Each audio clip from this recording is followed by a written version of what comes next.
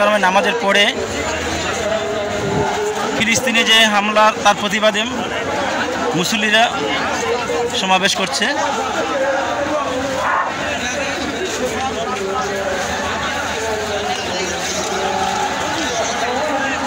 এই গেটটা খালি থাকবে, এই সিঁড়ির উপরে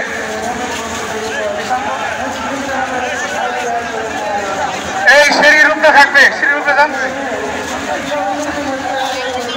যারা আমরা পিছনে আছি ভাই সামনে আছি, সামনে আসেন, পিছনের ভাইরা সামনে আসেন,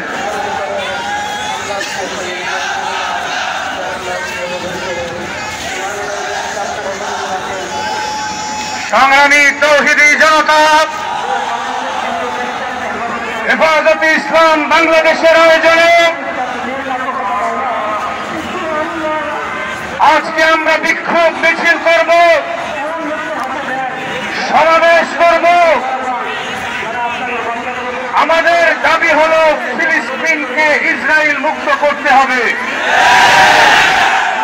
আমরা বলতে চাই, গাজাবাসী হাজার বছর ধরে গাজায় থাকে, ফিলিস্তিন মুসলমানদের আবাসভূমি। এখানে ষড়যন্ত্র করে ইসরায়েলকে জারজ রাষ্ট্র গঠন করার সুযোগ করে দিয়েছে পৃথিবীর মোড়লরা। আমরা বলতে চাই, ইসরায়েল পৃথিবীতে জারজ রাষ্ট্র, ইসরায়েলের অস্তিত্ব বাংলার পৃথিবীর মানচিত্রে থাকতে পারে না। সবচেয়ে সন্ত্রাসী রাষ্ট্র ইসরায়েল।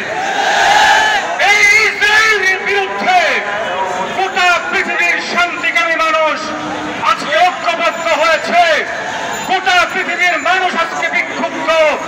ইসরায়েলের বিরুদ্ধে ব্যবস্থা নেওয়ার এখনই সময়।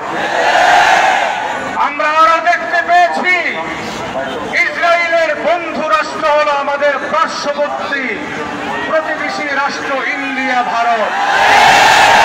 ইসরায়েলের যেই চরিত্র, ইন্ডিয়ারও সে একই চরিত্র। সুতরাং ইন্ডিয়া ইসরায়েলের বিরুদ্ধে আমাদের সংগ্রাম চলতেই থাকবে। আমরা শাহাদাত বরণ করব, কিন্তু ইন্ডিয়া ইসরায়েলের সাথে কোনো আপোষ করতে রাজি না। আমরা আবাসকে বাংলাদেশে দেখতে পাই। ইন্ডিয়ার গোলাম ছিল বাংলাদেশের হাসিনা সরকার। সেই হাসিনাকে পুনর্বাসন করার উদ্যোগ নেওয়া হয়েছে। পরিষ্কার